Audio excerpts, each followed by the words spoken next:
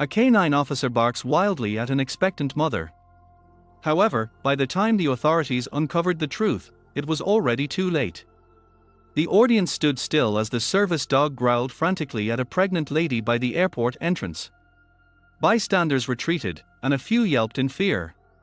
Protecting her stomach, the woman's voice shook. "Please, restrain him." Yet, Officer Mark gripped the lead even tighter. Rex, his steadfast companion, didn't bark without cause. There was a look of agony in his eyes, as if he were signaling a horrific warning. In mere minutes, the gravity of the situation would become clear, nearly too late. The airport buzzed with its usual activity. The sound of voices, the rolling of suitcases, flight announcements. Sunlight streamed through the massive glass walls, shimmering on the polished floor. Officer Mark Henderson patrolled the terminal with his partner, a German shepherd named Rex. For most, it was a typical day, but not for them. Every scent and every glance could mask a threat. Mark placed more trust in Rex than in anyone else. Throughout their 4 years of duty, they had preserved lives, cleared explosives from trains, and apprehended felons. A connection existed between them that defied verbal explanation. A single tilt of the head or a brief yelp was sufficient to understand one another perfectly. Rex moved calmly, catching scents in the air until he suddenly stopped. His ears pricked up. His gaze locked onto a woman entering through the sliding glass doors.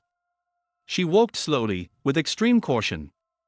Tall and blonde, she wore a navy overcoat and a white blouse that highlighted her prominent belly. She carried 2 brown paper sacks. At first glance, she seemed like any other expectant mother. But Rex wasn't prone to errors. Mark felt the tension on the leash. "Easy, Rex. Calm down," he murmured, but the animal didn't budge. His nose twitched, and his muscles rippled. The woman approached the check-in desk, her hands trembling as she offered her ticket. In that instant, Rex erupted, a loud, piercing bark that shattered the surrounding quiet. Travelers turned around. The woman turned ghostly pale, clutching her bags more tightly.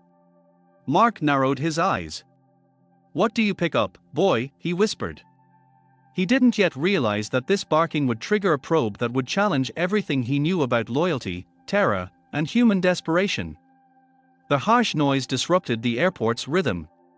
Passengers stared. Some flinched, while others pulled their children close. Rex strained against the collar. His fur stood on end. His eyes blazed with urgency. "Rex, sit," Mark ordered. But the dog ignored him. He emitted a low snarl, as if cautioning everyone in the vicinity. The pregnant woman stepped back, shielding her midsection with one hand. "Please, make him stop." Her voice wavered. Tears pooled in her eyes. Mark observed her fright but wondered if it was genuine. Stay calm," he said steadily, trying to prevent a panic. "We just need to verify that everything is fine." Security personnel were closing in. People began recording the scene on their mobile phones. The crowd grew denser, and the atmosphere felt heavy.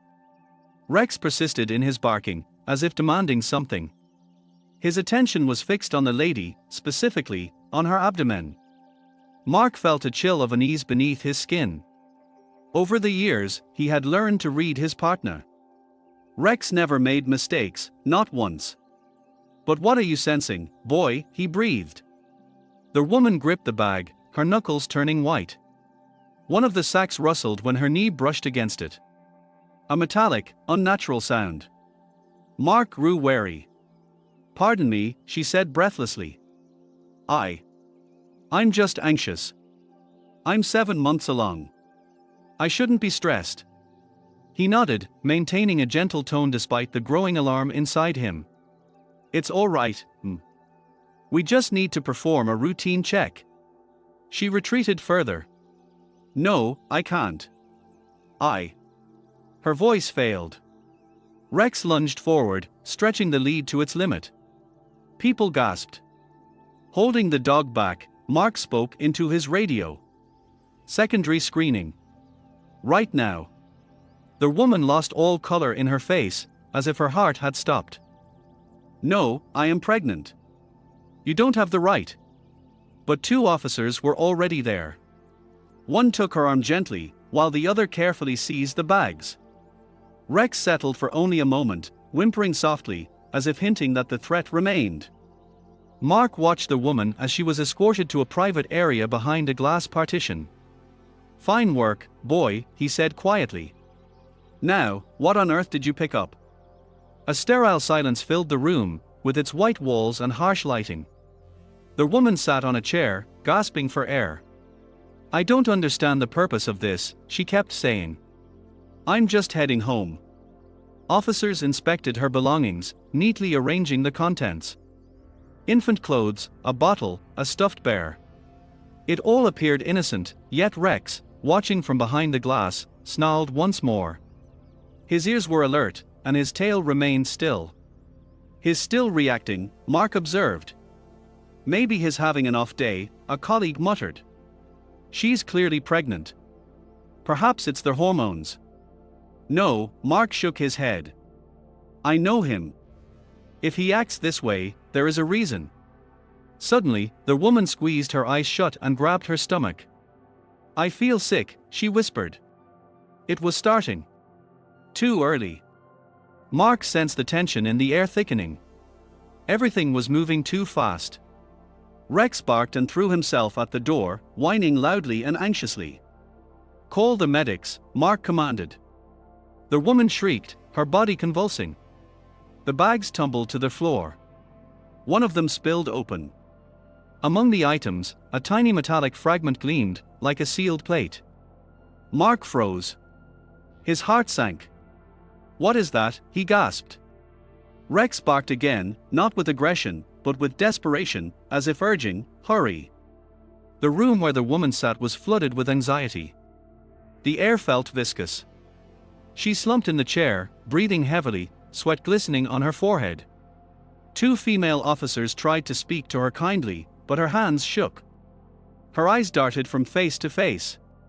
Mark observed through the window.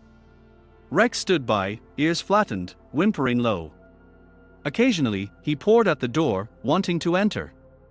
Mark recognized that sound. It wasn't fear or hostility. It was a warning. "Something is wrong," he whispered. "He senses a hazard." At that moment, the woman screamed and clutched her midsection. Her body doubled over, her breathing ragged. Officers rushed to her side. "She's in trouble," one shouted. "Get a doctor, fast." Mark swung the door open. Rex bolted inside. Bags lay scattered, one overturned. Baby items were visible alongside a metallic glint. Mark knelt beside her. Can you hear me?" he asked. She gave a faint nod. "This wasn't supposed to happen now," she whispered through tremors. 7 months. I was supposed to just make the flight. What wasn't supposed to happen?" Mark felt a shiver down his spine. The woman closed her eyes. "It's not a child," she barely managed to say. "It's inside of me." Rex howled, short and sharp, as if confirming her confession.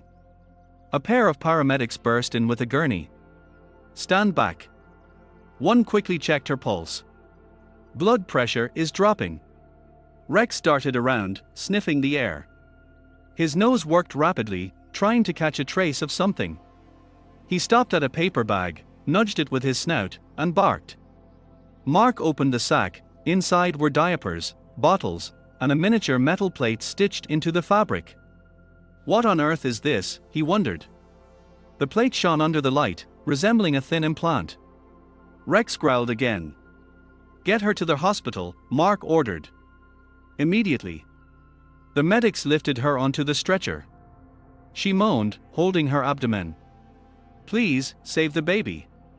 Her voice was a mere whisper. "We will try," the technician replied, though concern flickered in his eyes. As the stretcher was wheeled out, Rex followed closely, never ceasing his barking. Mark held the leash but could feel the dog's entire body trembling. "Relax, boy," he said. "Everything is under control." But Rex wouldn't settle.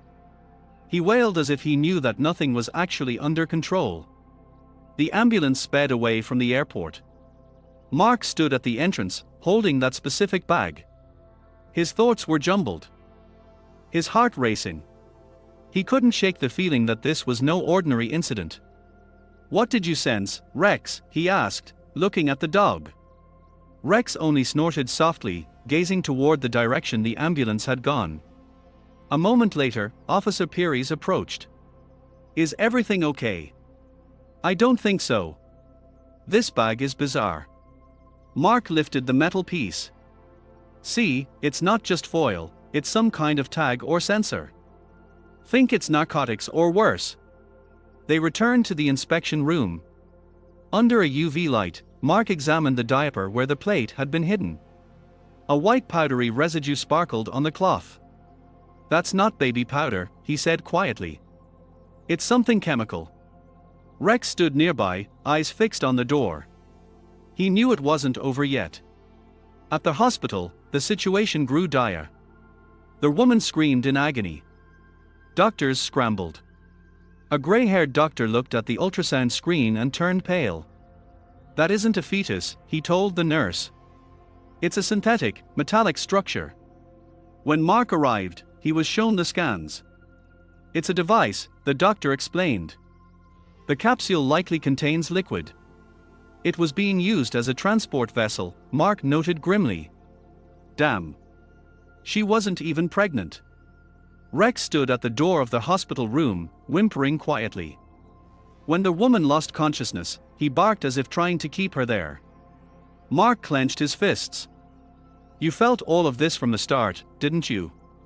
He looked through the glass where surgeons prepared for the operation and realized for the first time that Rex wasn't warning them about a crime. He was trying to save her life. The red light above the operating theater glowed like a warning sign. A heavy silence filled the hallway, broken only by the hum of machines and soft voices of nurses. Mark stood motionless, leash in hand. Rex sat beside him, tail tucked, ears perked. 10 minutes passed, then 20. Every second felt like an eternity. Mark couldn't forget the woman's expression. It wasn't fear of jail or guilt, it was something else. A profound human despair. "She isn't a criminal," he said softly, as if to himself. "She's a victim." Rex gave a soft yelp as if in agreement. The doors swung open. A weary surgeon emerged, eyes reflecting shock. "Are you Officer Henderson?" he asked. Mark nodded. "We removed the device. She's alive, but you need to see this." He led Mark inside. On a tray under a sterile lamp lay a clear container holding a hand-sized metal object, containing tiny vials of murky liquid. This was in her abdominal cavity, the doctor stated. A system of plastic capsules integrated into a synthetic womb. It was all linked to a micropump that mimicked a heartbeat, a true feat of engineering and horror. Mark exhaled through gritted teeth. They turned her into a living container. The doctor nodded. If the device hadn't leaked, no one would have suspected. But the breach started, and the substance entered her blood. A little longer, and the toxicity would have killed her. Rex whimpered softly. Mark reached down and stroked his head. "You saved her, boy." His voice cracked. "You were the only one who understood what was happening." A few hours later, the woman was moved to a ward. She lay there pale, wearing an oxygen mask. Her eyes were barely open. When Mark entered, she tried to sit up. "Don't," he said gently. "Rest." I didn't want this," she whispered. "They forced me, said it was medicine, that I just had to deliver the package. I have a son, he's 6. They threatened that if I didn't comply." Tears rolled down her cheeks. "I thought I was saving him," she added quietly. "Instead, I nearly killed myself." Mark tightened his jaw. "Do you know who these people are?" She nodded. "Victor, he called himself a broker. He has a firm, supposedly for medical shipping. He uses women, mothers, refugees. It's always the same. False bellies, forged papers, tickets, everything paid for. They just send them. And inside are drugs. Where is he now? Mark asked. 2 more women were supposed to arrive today. They don't even know they are carrying death. Mark left the room, blood pounding in his temples. He grabbed his radio. Henderson here. Urgent. Code red.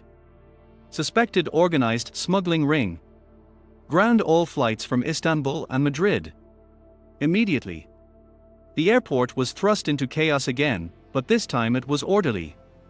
Officers and service dogs swarmed the terminal for enhanced checks. Rex walked beside Mark, vigilant and confident. A line of passengers stretched down their hall, and then, a halt. Rex lifted his head. The hair on his neck bristled. He froze, then gave a sharp bark. "We have a hit," Mark said into the radio. Seconds later, officers surrounded a young woman in a long grey coat. She looked confused and stepped back, but Rex was already growling, gesturing toward her stomach. "Remove the coat," Mark said calmly. The woman trembled, then tried to run, but 2 officers pinned her to the floor. Under the coat was a prosthetic belly. History was repeating itself. Only now, they knew what to look for. Minutes later, they apprehended a man in a dark suit waiting for the cargo at the exit. His briefcase held forged passports and a phone with network contacts. "Victor Hale," Mark said, checking the IDs. "Got you." Later, after the dust settled, Mark stood by the terminal exit. People were leaving, and reporters were already thrusting microphones forward, but he ignored them. He looked at Rex. The dog sat calmly, exhausted but proud. "You did the impossible, didn't you?" he said, petting him. "Without you, we never would have found the truth." Rex looked up, ears slightly back. His tail thumped the floor softly but surely. Mark looked at the sky through the glass. Planes were taking off one by one. "Today you didn't just save her, boy, you saved many." He smiled for the first time all day. Night fell over the city quietly, as if weary from the day's noise. Inside the police station, a rare silence prevailed. Mark sat at his desk, reviewing the report. The lines blurred before his eyes. In the next chair lay Rex, snout tucked into his paws. But even in sleep, his ears would twitch occasionally, as if he were still on guard. Mark glanced at him and chuckled. "You don't even relax in your sleep, do you, partner?" He closed the folder. It was over. The woman in the hospital was under protection, Victor and his cohorts were behind bars, and the drug pipeline was severed. But Mark felt no triumph, only a quiet realization. They would never forget this day. The television on their wall suddenly flickered to life. A reporter with a bright smile spoke about the heroic service dog who dismantled an international smuggling ring. Images flashed on the screen, flashing lights, the crowd, and Rex standing against the airport backdrop with his head held high. Mark couldn't help but grin. "Look at you, a star," he murmured. "Now the whole city knows your name." Rex raised his head, blinked lazily, and gave a small yawn. He didn't need accolades, he had simply done his duty. Later, when everyone had left, Mark stepped outside. The air was crisp. It smelled of rain and night asphalt. He sat on the steps of the station, took off his cap, and ran a hand through his hair. Rex sat beside him, leaning against his leg. "Strange day, right?" Mark said quietly. "We saw evil and terror, but in the end, it all came down to one thing, just saving a life." The dog looked at him, and those amber eyes held everything, weariness, loyalty, and understanding. "You weren't barking to scare her," Mark continued. "You were warning us. You knew she was in danger before any of us did." He fell silent, watching the distant lights of the airport. Planes continued their ascent. Their roar seemed peaceful now. "We live in a world of lies and shadows," he said softly. "But you just trust your instincts. Maybe that's where the real truth lies." Rex snorted softly and rested his head on Mark's knee. Mark smiled, resting his hand on the dog's fur. "Get some rest, hero." Tomorrow is a new day. The next morning brought a ceremony. Camera flashes, applause, journalists. But Mark's speech was brief. This hero can't speak, but he feels what we cannot. Because of him, a person is alive today. The crowd erupted in cheers. Rex sat motionless, unaware it was all for him. Leaving the hall later, Mark leaned down. See, partner. Even heroes get tired. Rex gave a quiet yawn, and Mark understood. Yes, they get tired, but they never quit. The morning was clear and calm. The sun rose over the city, reflecting in the damp pavement. A warm light touched the station walls. Mark stepped out, holding a cup of lukewarm coffee. Rex walked alongside him, energetic and focused, as if ready for work again. But today was different. For the first time in a while, the radio was silent. There were no emergency dispatches, no rush. There was only a quiet sense of closure. They reached the parking lot where their old cruiser Saturday. Mark leaned against the hood, looking into the distance, where vapor trails from planes stretched across the sky. Remember how it started? He asked the dog. One bark. And everything changed. Rex turned his head, eyes glinting in the light. He gave a soft yelp as if to say, yes, and it was worth it. Mark smiled. You were right, boy. Sometimes we realize too late that heroes aren't the ones who speak the loudest, but those who simply do what they must. He opened the car door. Rex leaped into his spot with ease. Mark looked at him and realized that over the years, the dog had become more than just a partner, he was a part of him. Let's go home, Rex, he said softly. You've earned a break. The engine hummed to life. Streets blurred past the windows as the sun climbed higher. In the side mirror, Mark saw the dog, calm, noble, faithful, and suddenly understood. Sometimes real miracles don't happen in the heavens, but right here, in the simple heart of a dog that just can't stay silent when others are hurting.